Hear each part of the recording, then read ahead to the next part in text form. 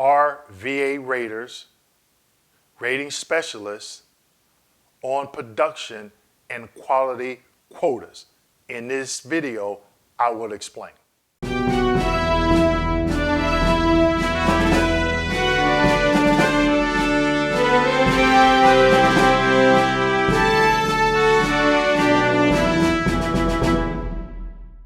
Hello, and welcome back to my channel. My name is Dwayne Kimball, owner and founder of KMD89 VA Claims Consulting, United States Army veteran, and retired VA rating specialist. In today's video, I am going to talk about our VA raters on production and quality quotas, okay? Now, one of the reasons why I'm doing this video is because a lot of people come in and say, hey, the VA always have to deny you the first time around.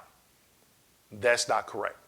Okay, as a rater, when I went through training, no one in the training department says, hey, when the veteran files a claim, you have to deny him first time around, or you have to deny to meet your quota. I've never heard of that. Okay, so I want to set the record straight there. Now, the other reason why I'm doing this video is because I want you, the veteran, to understand, one, when you submit those 10,000 pages of documents, somebody has to look at them. Somebody has to look at them. If you only need 2 pages out of that 10,000 pages, that's not even like looking for a needle in a haystack. Okay, chances of you finding that information is less, way less, like 0.5% out of 100% of finding that particular documentation, okay? So I'm not saying don't send in 10,000 pages. I've seen it happen, but just be cognizant of that, because a human has to look at it and the chance of them finding it is slim to none, okay? Now, when I rated over the years, the production and quality quota changed, okay? And the way it changed was they would make it harder and harder to achieve those production and quality quotas, okay? So, for example, when I first started rating, we were on production, monthly production quotas, okay? So you had a certain number that you had to hit. It wasn't based off denials, and it just wasn't based off of grants, okay? It was based off the amount of work that you did. So if you granted and denied would determine the number of production points you would get for that particular rating. It wasn't, oh, if you deny the claim, if you deny migraines, you'll get 20 production points. But if you grant it, you get 5 production points. It didn't work that way. It was either if you adjudicated that condition, regardless if you granted or denied it, you were given a production point or 2 for that particular condition, all right? When we requested CMP exams, there were certain points given for that. If we deferred the claim back to the VSR to do development, we got so many points for that.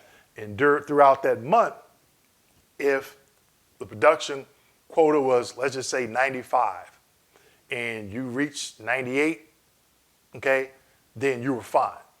Quality, the same thing. If you deny the claim and you should have granted, and they pull it for quality review, you get docked. You might go from 100% down to 92%, but the quality quota for that month is 90%. So if you drop way down to 92 or 93, man, you really had to make sure you didn't make a mistake the rest of the month or you're gonna be screwed, okay? Now, if that happens for an extended period of time over a certain amount of months, depending on your management team, they can end up firing you, okay? You might get put on a PIP, performance improvement plan, and eventually they can fire you. Now, you probably be thinking, Dwayne, why are you saying this? I don't care. They just gotta rate my claim. They gotta rate my claim. Since I've been gone from the VA and I retired, one thing that I wanted to do is to educate the veteran to help that VSR and or RVSR to adjudicate that claim, and preferably to adjudicate it by granting the benefit sought, okay? Now, that's not always the case. Some people, meaning VSRs and RVSRs, get it wrong. Now, if you just get a VSR or RVSR that is not an advocate for veterans, regardless of what you submit, they're just going to deny the claim. They're going to try to find a way to deny it. Then you're going to have to fight it, okay? But my last 2 years at the VA, they increased the quota. And I've shared this in some other videos, and I'll link those to the end of this video where I talk about a day in the life as an RVSR, okay? And I didn't meet my quota for the first 3 months when they made that last change because I was rating the way I was taught. And when I changed a little bit, I was at exceptional. And no one in management wanted to know, well, man, what did you do different? Okay? I didn't feel comfortable rating that way, all right? And I decided to go ahead and retire at that point. Now, it wasn't, I can't say there was multiple reasons that, you know, anything the vet did, you know, other than, like I said earlier, you get some vets, they just send in buku paperwork. A lot of it is not needed. And if something is needed, it's so much paperwork, you can't find what you need to grant the benefit, okay? So as veterans, we have to think about, hey, what can we do to help that individual adjudicate my claim? And one of those things is becoming educated on the process. That way you're sending in the right information that will move your claim to the next stage. But again, if you got a person that's not an advocate for veterans, and I'm not saying all VA employees, but there are a few, regardless of what you send in, they're going to try to find a way to deny the claim, okay? But there is a production quota and quality quota. Like I stated, my last 2 years, they increased it. And they reduced it from 1 month to every 2 weeks, okay?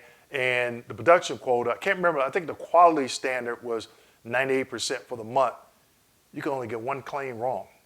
Whether that be you assigned the incorrect effective date, you didn't request an exam, and you denied the claim, and you should have requested an exam, and you know how the vets these days know that that happened?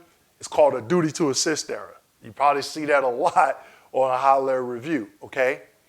And the production quota was 79 production points, and the quality review, I think it was 98%. So that quality, you get one claim wrong, whether, you know, you grant the incorrect effective date, you grant the incorrect percentage, boom.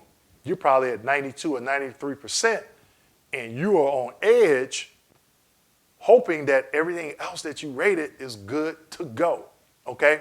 So this is why I do what I do, is to educate veterans on the process, to give their claim the due process it deserves, because they're educated. They're submitting the right paperwork. Because a lot of these VA employees are under a lot of stress to make sure, one, to adjudicate the claim correctly, but also not to make errors, okay? So when I hear people say, oh, well, they have to deny the first time around, it would be hard for me to state that every VA employee has been told or trained to deny the first claim, okay? Because if they do that, knowing that they could have granted and the quality department pull it, that's going to drop their quality. Now, it'll keep their production up, but it's going to bring their quality down, okay? And if that happens and it continues to happen, you can end up being terminated, okay? So this is just something to think about. But at the end of the day, it's your claim. You want to submit 5, 10,000, 20,000 pages of paperwork that VA employee does not need, that is totally up to you.